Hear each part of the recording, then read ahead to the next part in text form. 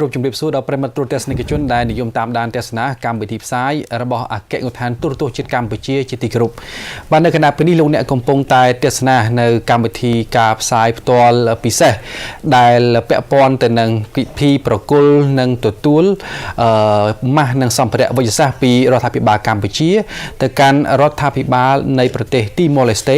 นังประชาชนติโมเลสเตผังได้ให้มาตัวเป็นนี้คือคณะปฏิภูระบายยืงได้ดักนมโดยอาดัมอุจบรัตได้เจรอดบันไตรปฏิภูอมยุโรปบันไตรนังเจรอลิคาติกาประจำการในกระทรวงการบรเทศนังสถาบันการอันตรจิตกัมพูชีบ้านอังเชิงตัดดอลอากาศยานฐานอันตรจิตประธานเตนิกาลุลูบาโตในประเทศติโมเลสเตให้ยืงก็มีรูปเพียบได้บังหางจูนอมปีพิธีได้กำปงตายประปเตอร์ในเปลบันไตติดของได้บัดตัวเทศนิกชนจุดที่กรมนี้คือจุดที่ได้ประดอโดยกรมการเงินสายตอนเซวายุและการตรวจสอบ to the government and friendly people of the Democratic Republic of Timor-Leste to support the effort in containing the spread of COVID-19. The modest humanitarian donation in this occasion is a testimony to the cordial feeling and solidarity of the people of Cambodia with the friendly people of Timor-Leste at this difficult time and unprecedented global health crisis. I am pleased to note that the bond of friendship and fruitful cooperation between Cambodia and Timor-Leste has been matured and gradually strengthened by our two country leaders and people since the start of our formal ties in July 2002, just a few months after Timor-Leste became independent. With our two countries share commitment and effort, I strongly believe that our existing excellent bilateral relation and cooperation will be further enhanced through new aid for the mutual benefit for our two people. This contributing to peace, stability, and prosperity in the region biome. While sincerely commending the progress made by the government of Timor-Leste in the development of its country and its prompt response with health and economic measures to contain COVID-19 outbreak and maintain people welfare, I would like to take the opportunity to reaffirm Cambodia's unwavering support to Timor-Leste membership in ASEAN at the soonest time possible. In conclusion, may I wish Your Excellency Ms. Aldazar Albertina Sagi Reis Mango, Minister of Foreign Affairs and Cooperation of the Democratic Republic of Timor-Leste, Excellencies, ladies and gentlemen, good health, happiness, and continued success in all your endeavors. Thank you.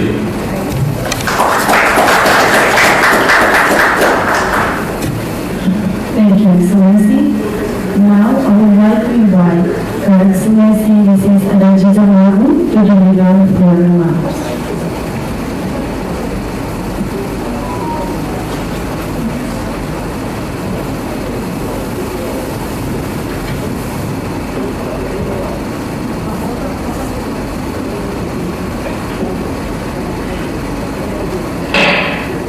His Excellency Mr. Oj Borid, Minister attached to the Prime Minister, Standing Secretary of State of the Minister of Foreign Affairs and International Cooperation and the delegation, Her Excellency Dr. Odete Maria Freitas Bela, Minister of Health, DGs and directors, distinguished guests, ladies and gentlemen. First of all, I would like to congratulate the royal government and the people of Cambodia for the excellent work in combating COVID-19 and stopping the spread of the virus throughout Cambodia with no deaths. On behalf of the government of Timor-Leste, I express my profound gratitude to the government and the people of the Kingdom of Cambodia for your strong spirit of solidarity and partnership for providing 1 million masks and other medical equipments to the government and the people of Timor-Leste. The provision of this humanitarian assistance will significantly help the ongoing government efforts in fighting the global pandemic, which is increasing exponentially around the world today. Although Timor-Leste currently has no casualties, the government continues to work hard to take all possible measures with assistance from its partners in fighting against the virus. In this endeavor, the masks and medical supplies will be tremendously useful to the people of Timor-Leste and especially to those who are on the healthcare frontliners fighting against COVID-19. Excellency, ladies and gentlemen, taking this opportunity, I will like to express my enormous appreciation and gratitude to His Excellency Mr. Borit and his team, who flew from Cambodia to Delhi today for the handing over of these much needed masks and medical supplies. Please, Excellency, convey our very best wishes and profound gratitude to His Excellency Prime Minister Hun Sen and the people of the Kingdom of Cambodia for this strong gesture of friendship and solidarity. Before I come here today, I met the Prime Minister, our Prime Minister Tharma Dabruat. He sent regards and he also said we are very happy with this contribution. He said, please send my regards to Prime Minister Hun Sen from bottom of his heart, and also from the people of Timor-Leste,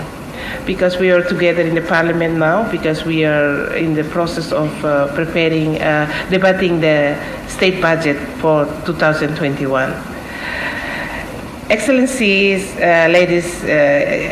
guests, ladies and gentlemen, in addition, on behalf of the government, I seize this opportunity to also express my heartfelt gratitude to the government of Cambodia, especially to His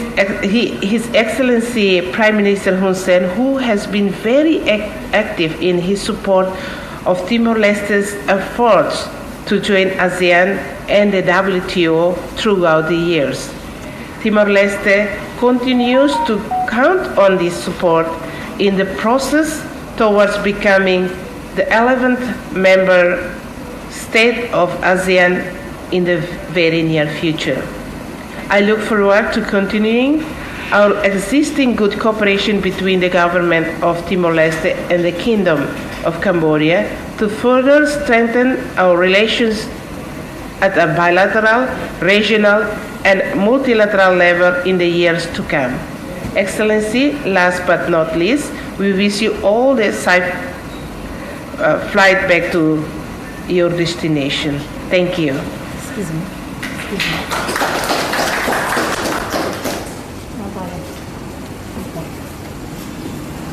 Thank you, Excellency. Now I would like to invite Her Excellency Mrs. Adandra Zamagno, Minister of Foreign Affairs, and His Excellency Mr. Och Boit, Minister attached to the Prime Minister, Standing Secretary of State of the Ministry of Foreign Affairs and International of the Kingdom of Cambodia, Her Excellency Minister of Health, Mrs. Odette, to come forward for the handover health equipment.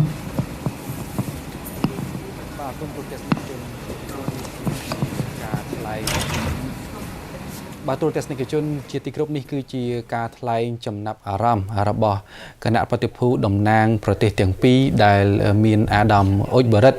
ដែលជារដ្ឋមន្ត្រីប្រតិភូអមរដ្ឋមន្ត្រីនិងជារដ្ឋលេខាធិការប្រចាំការក្រសួងការបរទេសនិងសហប្រតិបត្តិការអន្តរជាតិនិងលោកជំទាវអាដាស៊ីហ្សាម៉ាក់ណូដែលជារដ្ឋមន្ត្រីការបរទេសទីម៉ូឡេស្តេដែលលោកជំទាវរដ្ឋមន្ត្រីការបរទេសទីម៉ូឡេស្តេក៏បានបញ្ជាអំពីភាពសប្បាយរីករាយអំពីរដ្ឋាភិបាលនិងប្រជាជនទីម៉ូឡេស្តេដែលទទួលបាននៅសម្ភារៈវិទ្យាសាស្ត្រនិងម៉ាកដ៏សំខាន់នេះដោយសម្ភារៈទាំងអស់គឺពិតជាសំខាន់សម្រាប់ប្រជាជនទីម៉ូឡេស្តេក៏ដូចជាក្រុមគ្រូពេទ្យដែលជាអ្នកនៅជួរមុខក្នុងការប្រយុទ្ធទៅនឹងជំងឺ Covid-19 ហើយលោកជំទាវក៏បានអបអរសាទរដល់កម្ពុជាដែលកម្ពុជាបានប្រយុទ្ធប្រឆាំងទៅនឹងជំងឺ Covid-19 បានជោគជ័យដែលគ្មានអ្នកស្លាប់ដោយសារតែជំងឺ Covid-19 ឡែកចំពោះសម្ភារៈវិទ្យាសាស្ត្រនិងម៉ាស់ដែលកម្ពុជាបានផ្ដល់នោះគឺបានមានដល់ទៅ1,50,000 ឯកតាបាទមានខ្លះលើកកញ្ញាទូរទស្សនិកជនជាទីគោរពនេះគឺជាពិធីប្រគល់នឹងទទួលម៉ាស់1,500,000 ម៉ាស់តំណាងដោយឯកឧត្តមអ៊ុចបរិតរដ្ឋមន្ត្រីប្រតិភូអមនាយករដ្ឋមន្ត្រីនិងជារដ្ឋលេខាធិការប្រចាំការរបស់ក្រសួងការបរទេសចាកម្ពុជាបានធ្វើការប្រគល់ជូនទៅលោកជំទាវ អាដាស៊ីយ៉ាដែលជារដ្ឋមន្ត្រីក្រសួងការបរទេសនៃប្រទេសទីម៉ូឡេស្តេឬក៏សាធារណរដ្ឋទីម៉ូខាងកើតអ្វីដែលទូរទស្សនិកជនកំពុងតែបានឃើញនិងទស្សនានៅលើកញ្ចក់ទូរទស្សន៍ជាតិកម្ពុជានៅពេលនេះគឺជាការផ្សាយផ្ទាល់ពិសេសចេញពីទឹកដីទីម៉ូឡេស្តេដែលមានភាពខុសគ្នារយៈពេល2ម៉ោងដោយទីម៉ូឡេស្តេនៅពេលនេះគឺម៉ោង11ជាងគឺដើរលឿនជាងគេហៅថាម៉ោងនៅក្នុងស្រុកនៅក្នុងប្រទេសកម្ពុជាយើងគឺម៉ោង9ជាងនឹងជិតម៉ោង10ឯណោះទូរទស្សនិកជនជាទីគោរពយើងឃើញថានៅក្នុងចំណោមម៉ាស់1,500,000 ម៉ាស់ដែលរាជរដ្ឋាភិបាលកម្ពុជាដោយសម្ដេចតេជោហ៊ុនសែននិងប្រជាពលរដ្ឋកម្ពុជាធ្វើការប្រគល់ទៅកាន់ប្រទេសទីម៉ូឡេស្តេរួមមានម៉ាស់ចំនួន1 លានម៉ាស់ចាម៉ាស់ក្រណាត់ចំនួន5,000,000 ម៉ាស់ក៏ដូចជាម៉ាស់ N95 ចំនួន10,000 ម៉ាស់វ៉ែនតាការពារចំនួន10,000 ឯកតាសម្លៀកបំពាក់ការពារ PPE ចំនួន10,000ឧបករណ៍វាស់កម្ដៅចា250 ឯកតារបាំងការពារមុខមានចំនួន10,000 ឯកតាម៉ាស៊ីនជំនួយដល់ការដកដង្ហើមមានចំនួន10 ឯកតាម៉ាស៊ីនតាមដានសញ្ញាជីវិតមានចំនួន10 ឯកតាម្សៅថ្នាំបាញ់សម្លាប់មេរោគចា25 គីឡូក្រាមក្នុងមួយធុងមានចំនួន250ហើយនឹងស្បែកជើងវែងចំនួន500 ឯកតាទឹកសាប៊ូលាងដៃ 1,000 ឯកតាយើងឃើញថានេះគឺជាលើកទី3ហើយដែលរាជរដ្ឋាភិបាលកម្ពុជានិងប្រជាពលរដ្ឋកម្ពុជាបានធ្វើពិធីប្រគល់ចាជាអំណោយមនុស្សធម៌ជាម៉ាស់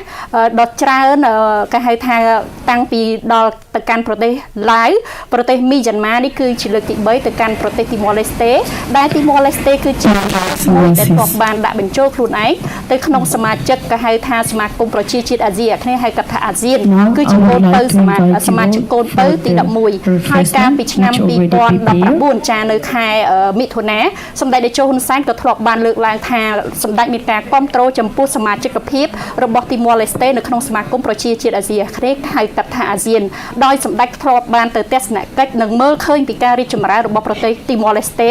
និងធនធានមនុស្សដ៏ល្អដែលជាចលករក្នុងការអភិវឌ្ឍប្រទេសទីម៉ូឡេស្តេចាបាទជាការពិតតាក់ទងទៅនឹងទំនាក់ទំនងការទូតនិងទំនាក់ទំនងអន្តរជាតិរវាងកម្ពុជាជាមួយនឹងទីម៉ូឡេស្តេ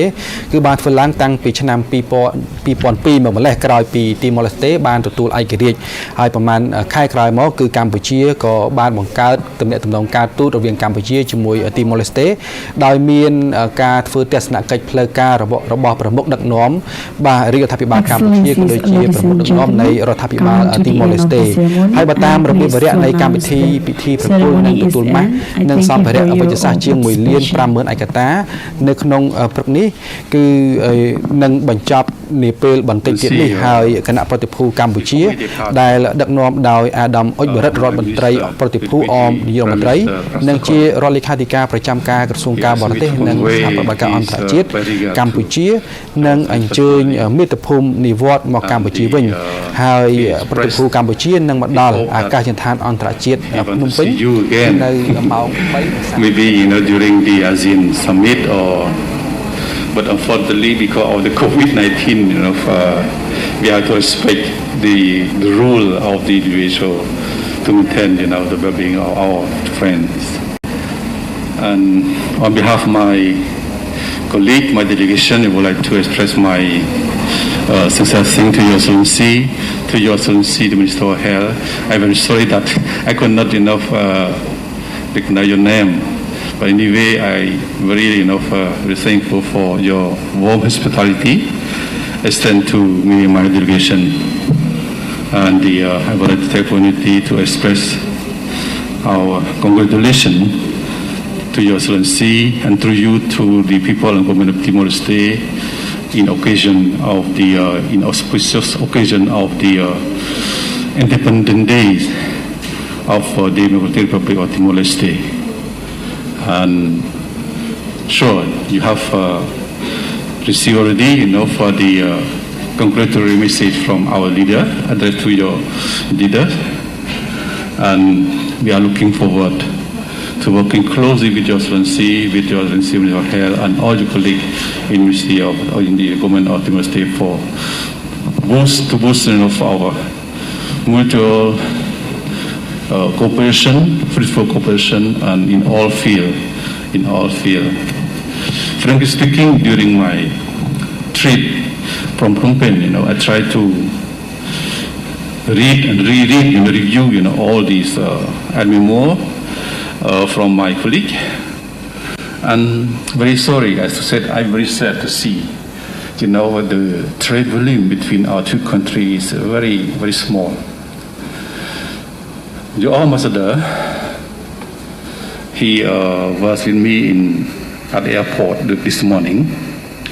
I expressed to him that we have to work together, to boost the trade cooperation between our two countries, because Timor-Leste is well known.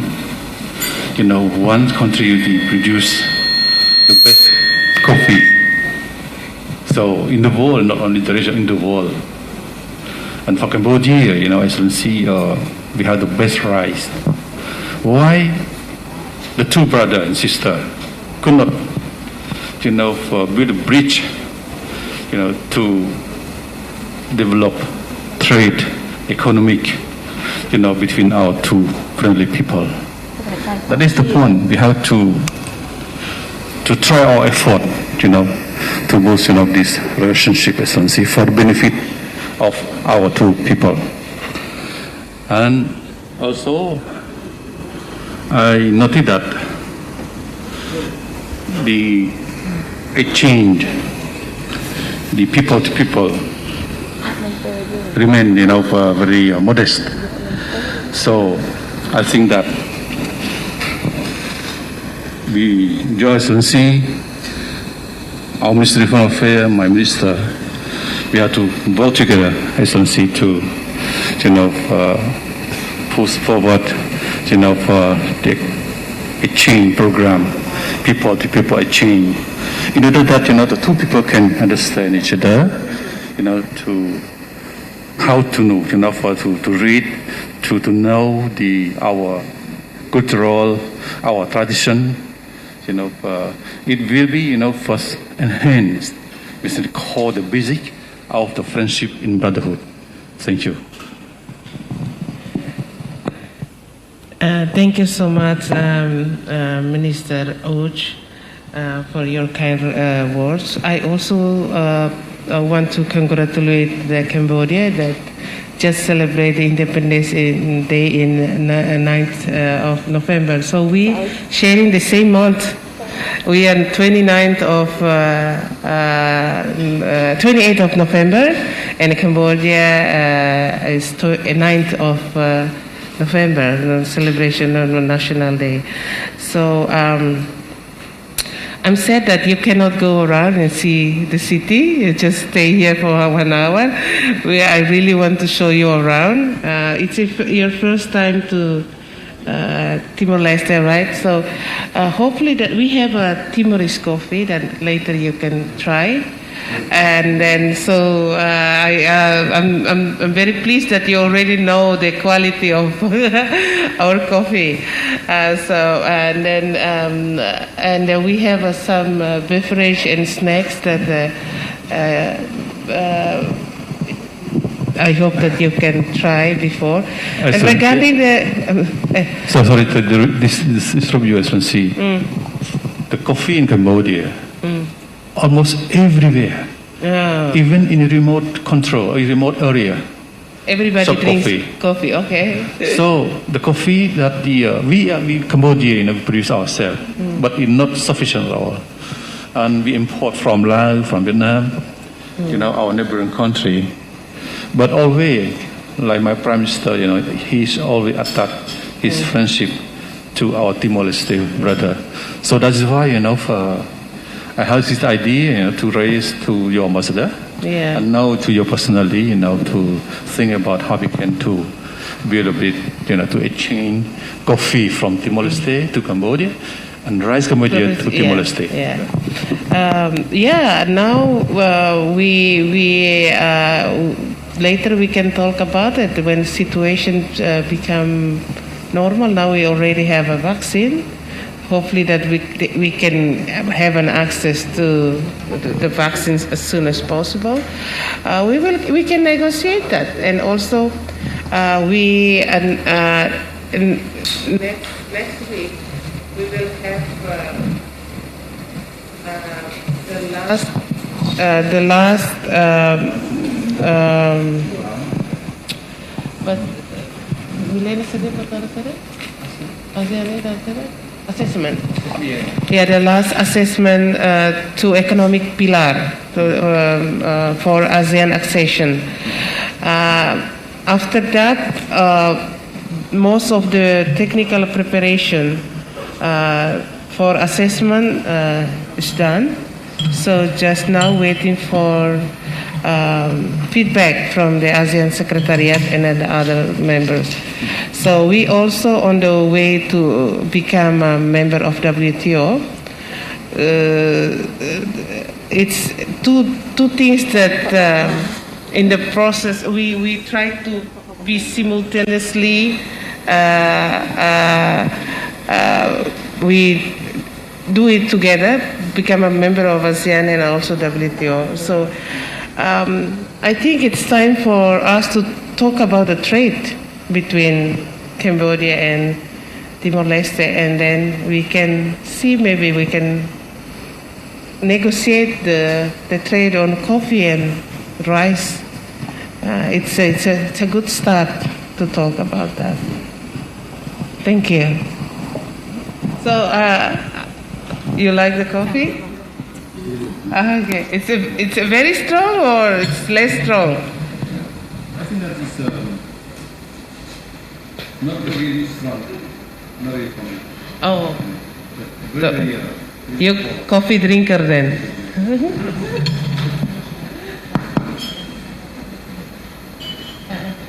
So, Excellency, if you invite you to go and try out our local food. So, this morning, I told you about the really unfortunate that I cannot stay for long. Yeah. Because I want to taste the people food. So, I used to be in Indonesia, now in Asia. It's the first time for me. So, I'm really taste it. Yeah. So please feel free to try before you're leaving. Okay. Excellency, I have one of my close friends. He was me in New York in the year 1999, 2000, 2001, 2003. Luis Shows Veres. right? Where is he now? Oh, he's here. So you were there when he was ambassador? We are very close friends. Oh, You know, he was also our minister, foreign affairs before. Yeah. Once I was his deputy for a short time. yeah. He's good on mine because in New York, as you know, we have a lot of different issues. So the small country like Timor-Leste, Cambodia, and the other country, the small country, we more often we consult each other. And him, for Luis, for it always sometimes we can be all together in family. Yeah, please convey my best regard to him. And, yeah. I will. He's around. I will call him. I think I still have his number. I'll call him and I will let him know. That I លោកស្រីទូរទស្សនិកជនជាទីគោរពនេះគឺជាទស្សនវិជ្ជាដែលក្រុមការងារផ្សាយផ្ទាល់របស់ទូរទស្សន៍ជាតិកម្ពុជាដែលបានផ្តិតយកមកពីអាកាសយានដ្ឋាន President Lagos Labano ដែលនៅក្នុងនោះផងដែរកិច្ចសន្ទនាតាក់ទងជាមួយនឹងពិធីប្រគល់នឹងទទួលម៉ាស់បានបញ្ចប់ទៅហើយភាគីកម្ពុជាទីម៉ូឡេស្តេក៏បានសន្ទនាគ្នាតាក់ទងជាមួយនឹងវិស័យពាណិជ្ជកម្មក៏ដូចជាការធ្វើកិច្ចសហប្រតិបត្តិការរួមគ្នាផងដែរ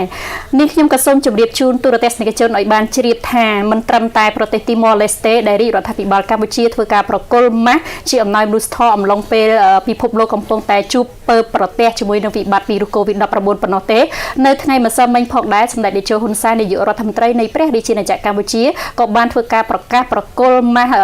នៅក្នុងរាជធានីភ្នំពេញ1លានម៉ាស់និងសម្រាប់ខេត្តសៀមរាប1លានម៉ាស់ដូចគ្នាដែរនេះសបញ្ជាក់ឲ្យឃើញថាការយកចិត្តទុកដាក់របស់សម្ដេចតេជោហ៊ុនសែនមិនត្រឹមតែសម្រាប់ប្រទេសជិតខាងដែលជាមិត្តភូមិផងរបងជាមួយប៉ុណ្ណោះទេនៅក្នុងប្រទេសខ្លួនឯងហ្នឹងក៏សម្ដេចមិនបានអើពើដែរទោះបីថាពេលនេះសម្ដេចកំពុងតែសម្រាកនឹងតាមដានរាល់ព័ត៌មានផ្សេងក៏ពិតមែនក៏ប៉ុន្តែសកម្មភាពមនុស្សធម៌សកម្មភាពយ៉ាងយកចិត្តទុកដាក់របស់ថ្នាក់ដឹកនាំក៏ដូចជាប្រជាពលរដ្ឋបាននឹងកំពុងតែធ្វើការប្រយុទ្ធប្រឆាំងការពារជាមួយគ្នាជាដាច់ខាតនៅព្រឹត្តិការណ៍សហគមន៍28វិច្ឆិកាឆ្នាំ2020នោះហើយយើងឃើញថាទីម៉ូឡេស្តេគឺជាប្រទេសមួយដែលថ្មីថ្មោងចាដែលបានផ្ដាច់ខ្លួនចេញពីខេត្តទី27របស់ប្រទេសឥណ្ឌូនេស៊ីដែលទឹកដីថ្មីនេះដែនដីកោះថ្មីនេះគឺស្ថិតនៅក្នុងភាគខាងកើតនៃប្រទេសឥណ្ឌូនេស៊ីជាដែនកោះតែម្ដងហើយនេះខ្ញុំក៏សូមជម្រាបជូនថាប្រសិនបើទីម៉ូឡេស្តេបានក្លាយទៅជាសមាជិកភាពរបស់សមាគមប្រជាជាតិអាស៊ីអាគ្នេយ៍ហៅកាត់ថាអាស៊ានទីម៉ូឡេស្តេនិងប្រទេសហ្វីលីពីនគឺជាប្រទេសទាំងពីរដែលមានដែនដីកោះច្រើនជាងគេចា៎បាទអរគុណជាការពិតអញ្ចឹងគឺនៅថ្ងៃនេះពាក់ព័ន្ធទៅនឹងពិធីប្រគល់និងទទួលម៉ាស់ក៏ដូចជាសម្ភារៈវិជ្ជសាស្ត្រពីរាជរដ្ឋាភិបាលនិងប្រជាជនកម្ពុជាជូនទៅរដ្ឋាភិបាលប្រទេសទីម៉ូឡេស្តេនិងប្រជាជនទីម៉ូឡេស្តេគឺពិតជាសំខាន់អំពីការបង្កើតទំនាក់ទំនងជាពិសេសនោះគឺគោលបំណងរបស់រាជរដ្ឋាភិបាលកម្ពុជាគឺក្នុងការជួយសម្រួលដល់ទុក្ខលំបាកនៅក្នុងប្រទេសដែលនៅក្នុងតំបន់ជាមួយគ្នាចូលរួមប្រយុទ្ធប្រឆាំងទៅនឹងជំងឺ COVID-19 ដែលជាជំងឺសកលហើយក្រៅពីសកម្មភាពមនុស្សធម៌ទៅលើវិស័យសុខាភិបាលពាក់ព័ន្ធទៅនឹងការផ្ដល់អំណោយជាម៉ាស់នេះបើតាមអាដាមអ៊ុចបរិតក៏បានបញ្ជាក់ជូនដែរថារាជរដ្ឋាភិបាលកម្ពុជាក៏បានផ្ដល់នៅអាហារូបករណ៍សម្រាប់និស្សិតបាសចំនួន10នាក់ទៅដល់ប្រទេសទីម៉ូឡេស្តេដើម្បីបានក្នុងការមកសិក្សានៅកាន់កែថានៅតាមសាកលវិទ្យាល័យនៅក្នុងប្រទេសកម្ពុជាផងដែរចាប់តាំងពីឆ្នាំ2016មកម្លេះចាហើយយើងឃើញថាចាប់តាំងពីឆ្នាំប្រទេសទីម៉ូឡេស្តេគឺជាប្រទេសមួយដែលដែលមានគេហៅថាកំពុងតែអភិវឌ្ឍខ្លួនឯងដើម្បីពិភពលោកមើលឃើញចាឥឡូវនេះក្រុមការងារបានជួបដំណឹងថាយើងនឹងធ្វើការឆ្លងឆ្លើយជាមួយនឹងលោកស្រីអោលក្ខណៈដែលកំពុងតែដឹកនាំក្រុមការងារផ្សាយផ្ទាល់ពិសេសនៅលើទឹកដីទីម៉ូឡេស្តេចាដូច្នេះសូមជួបជាមួយនឹងលោកស្រីអោលក្ខណៈ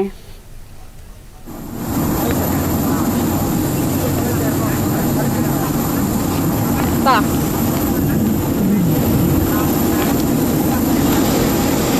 ចា៎នេះខ្ញុំសូមជម្រាបសួរទូទេសនិកជនដែលកំពុងតែបានតាមដានទស្សនាការផ្សាយផ្ទាល់ពិសេសចេញពីទឹកដីនៃប្រទេសទីម៉ូឡេស្តេ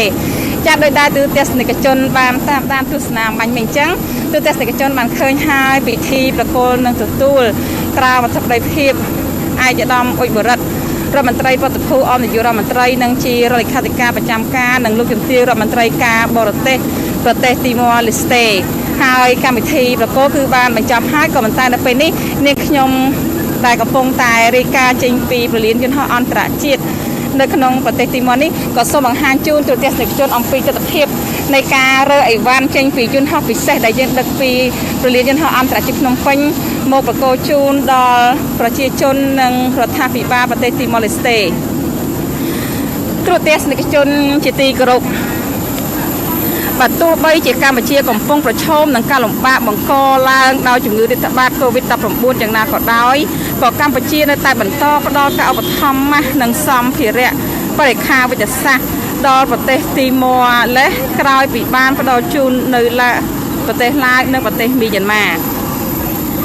ហើយនេះគឺជាការអនុវត្តនៅការសម្រេចប្រកបដោយកតេបណ្ឌិតនិងពោពេញដោយទឹកចិត្តមនុស្សធម៌ដ៏ខ្ពស់បំផុតរបស់សម្ដេចតេជោនាយករដ្ឋមន្ត្រីក្នុងការរួមចំណែក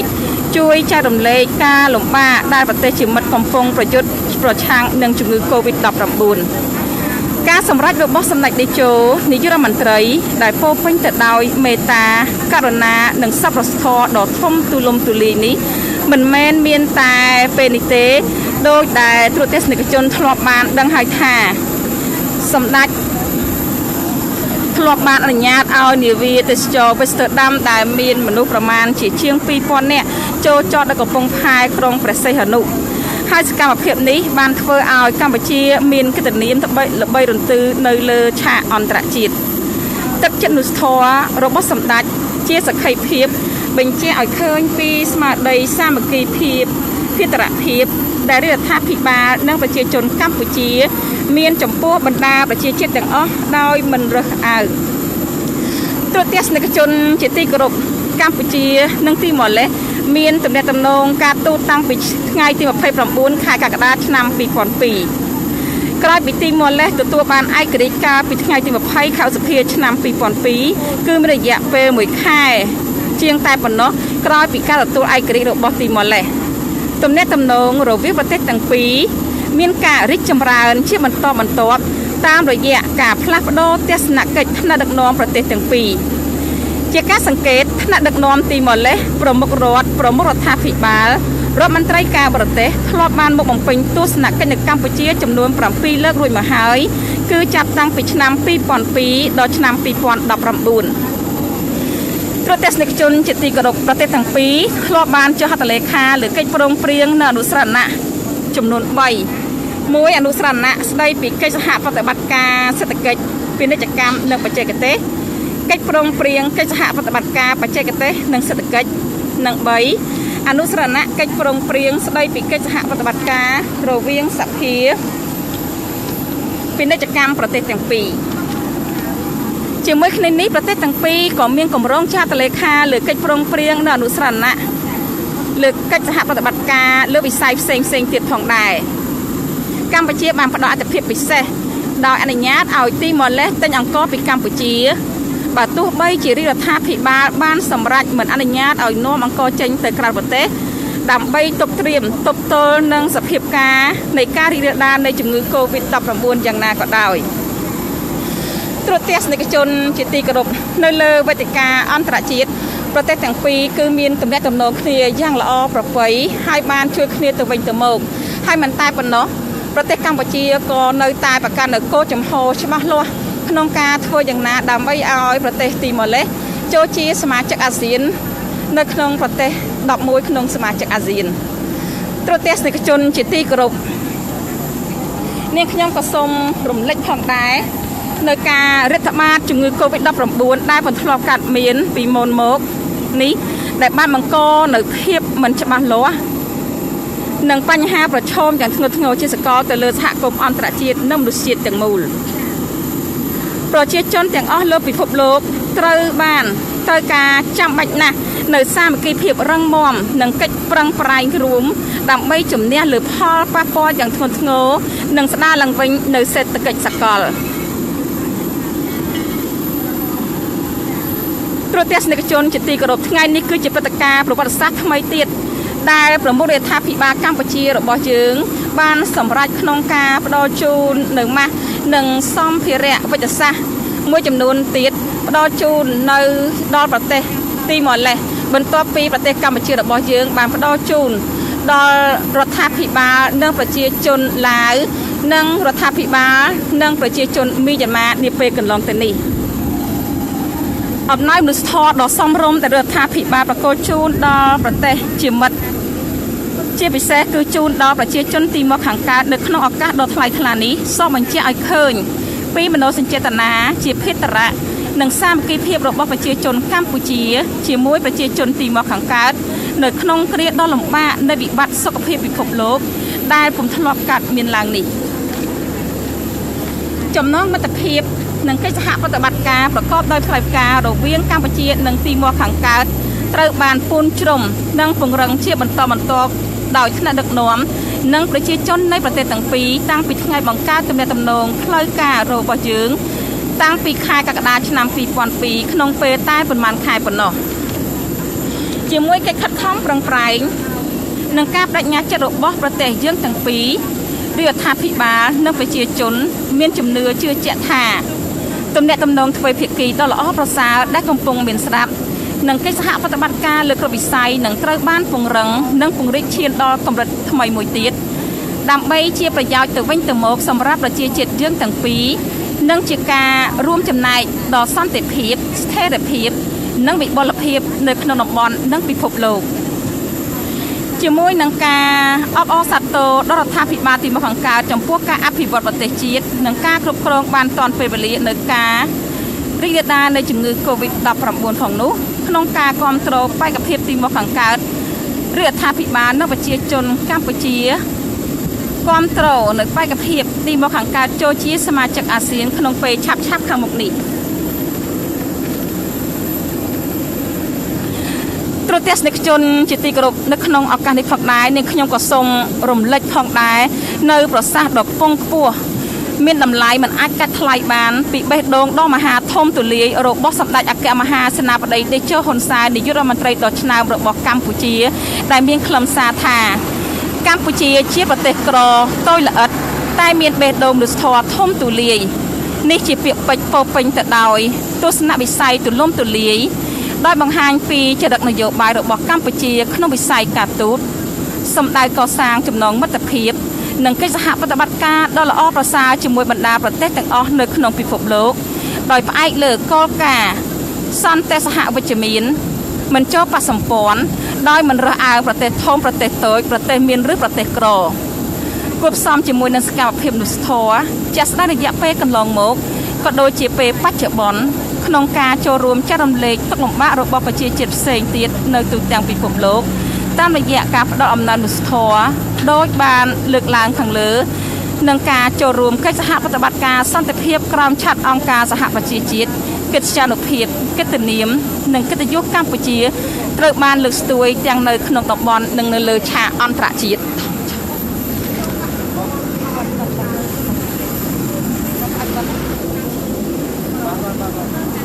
លោកស្រីប្រិមត្តទូរទស្សនិកជនជាទីគោរពទូរទស្សនិកជនបានឃើញហើយអំពីការប្រមូលនៅអីវ៉ាន់ដែលទើបតែបានដឹកជញ្ជូនពីរាជធានីភ្នំពេញគឺចាស់យានដ្ឋានអន្តរជាតិដែលជាការសម្រេចដ៏ខ្ពង់ខ្ពស់របស់ប្រមុខរដ្ឋាភិបាលកម្ពុជារបស់យើងក៏ដូចជាការសម្រេច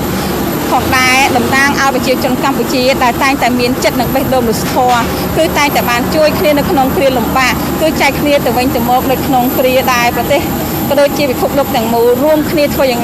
ណាប្រយុទ្ធប្រឆាំងនឹងជំងឺ Covid-19 ព្រោះទស្សនិកជនជាទីគោរពពិធីប្រគល់និងទទួលក្រមអធិបតីភាពដ៏ខ្ពង់ខ្ពស់ឯកឧត្តមអុចបរិទ្ធ